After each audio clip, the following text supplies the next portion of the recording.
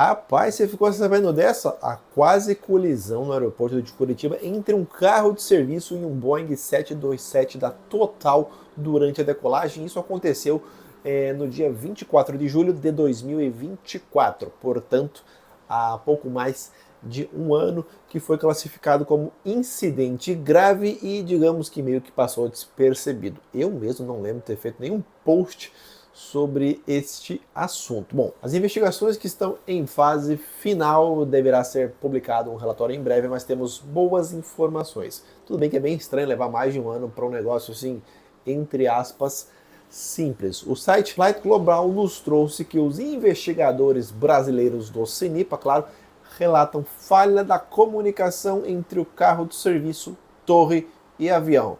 Você já viu isso numa história um pouco mais famosa, certo? A gente já vai falar também um pouquinho mais sobre esse caso mais famoso.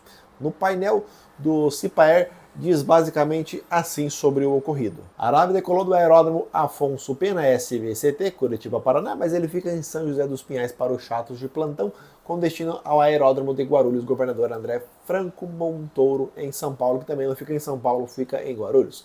Por volta das 3h18 UTC, tem que tirar 3 horas, meia-noite e 18, a fim de realizar um transporte aéreo público regular de carga com 4 tripulantes a bordo durante a decolagem da pista 15.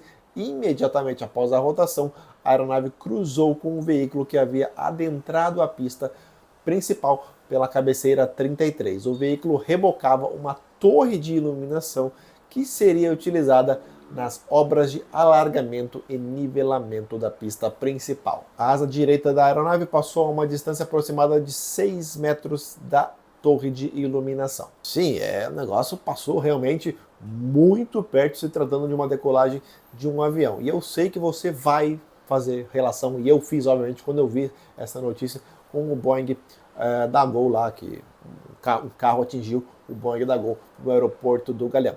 Calma, a gente já vai falar mais sobre isso. Vamos ver esse caso, que ainda é novidade até para mim. Esse Boeing 727 não opera mais no Brasil, já foi devolvido, e ele passou cerca então a 6 metros desse carro de serviço. Ao liberar a aeronave para a decolagem, o controlador da torre diz que não percebeu esse veículo de serviço vindo do outro lado da pista, no caso a cabeceira 33, a 15 de um lado, a 33 do outro, lembrando que o aeroporto Afonso Pena de Curitiba tem 2 pistas, tem a 1129 também. Esse carro de serviço iria liberar outros 7 veículos para adentrar a pista e fazer trabalhos durante a madrugada, visto que são raríssimos os voos no Afonso Pena de madrugada. Um dos principais motivos é o fechamento dele devido ali a nevoeiro, neblina, como você queira chamar.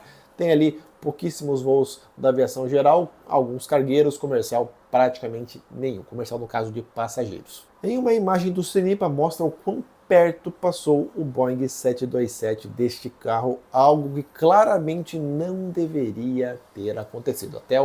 Tem um canal no YouTube que eu vou te colocar só a print, se você quiser acompanhar o vídeo completo, dá uma procuradinha lá, mostra, só que não tão claro como essa imagem das câmeras de vigilância que o CENIPA conseguiu. Para piorar o rolê, o CENIPA descobriu que esse carro não tinha rádio de comunicação, que chega a ser literalmente bizarro, minha gente. O acesso à pista foi coordenado via mensagem de texto por um funcionário da empresa que realizou o serviço. E definitivamente não é isso que se deve acontecer, especialmente dentro da pista do aeroporto. Nas outras áreas do aeroporto já não é comum, ainda mais na pista do aeroporto onde se decola os aviões. Acontece que o motorista do carro foi autorizado a entrar na pista, pois a coordenação entendeu que o Boeing 727 já havia decolado. E olha que a gente está falando de um Boeing 727 que não é exatamente ali uma coisa muito silenciosa, mesmo não sendo mais aquele 727 dos anos 70, 80 até 90, né, que não tinha aquele kit para baixar o barulho, ou no caso a música dos nossos ouvidos, e para eles o avião já tinha decolado, mas obviamente não tinha. O CENIPA diz que os trabalhadores adotaram práticas informais que quem sou eu para discordar, incluindo a decolagem do Total como referência para o início do trabalho na pista, que não deveria ser feito assim. E algo também que não aconteceu, não foram seguidos os procedimentos corretos para a aviação. Essa imagem mostra bem o incidente. O 727 passou a 6 metros de uma espécie de carretinha que estava sendo puxada por esse carro. Essa aí da foto mesmo, tinha uma antena lá de iluminação, alguma coisa assim. E dependendo do peso do 727, poderia sim ter atingido a asa do jato ali cheio de combustível, pois ele iria precisar o quê? De mais pista para conseguir decolar. O 727 não tem o mesmo desempenho de um Max, por exemplo, ou de um cargueiro mais moderno. O CENIPA diz ainda que o controlador não conseguiu monitorar a operação e que o motorista achava que as luzes que se aproximavam era uma outra equipe de solo. Olha só, olha que bizarrice que aconteceu em Curitiba, e a tripulação do Total também não conseguiu notar nenhum veículo na pista durante a decolagem. Exatamente como no caso da Gol, só que no caso da Gol a situação foi bem pior, pois o carro acabou atingindo o 737 MAX. Pois é, basicamente foi isso que aconteceu, e por muito pouco não tivemos sim um grande acidente aéreo lá na pista do aeroporto de Curitiba. Nesse caso de Curitiba ficou muito claro a falta de coordenação e procedimentos errados. Como que se manda uma equipe em um carro sem um rádio? Rádio é muito mais rápido do que você mandar uma mensagem, muito mais rápido, e é o procedimento correto, né? Chega até ser inacreditável. Um pouco diferente lá do caso do Rio de Janeiro, esse caso assim de Curitiba parece mesmo um erro, uma famosa cagada, visto que já passava da meia-noite, existia aquela noção que aquele era o último voo que iria decolar do aeroporto e já havia uma previsão de trabalho na região da pista do aeroporto. Já no caso do 737 da Gol, lá no Rio de Janeiro, aeroporto do Galeão, ainda são muitas dúvidas, que ninguém responsável da investigação não falou absolutamente nada até agora. Várias pessoas me perguntam aqui em diversos vídeos sobre o ocorrido, eu não tenho mais informações, eu acompanho pela mídia tradicional, pelas mídias especializadas também, claro, mas não tem nada de novo, apenas um carro que foi abandonado na pista do Galeão e ficou por isso mesmo.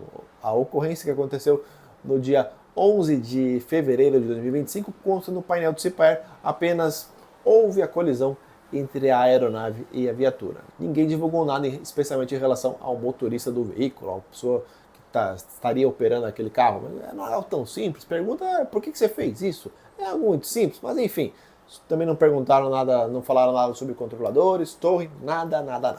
É por esses motivos que esse incidente grave no Galeão é bem estranho, mas bem estranho. Quem me acompanha sabe que eu não curto muito teoria da conspiração, só que assim, porra, nesse caso do Galeão, é difícil não pensar assim em teorias, coisas estranhas que podem ter acontecido para que esse incidente grave ocorresse lá no Rio de Janeiro.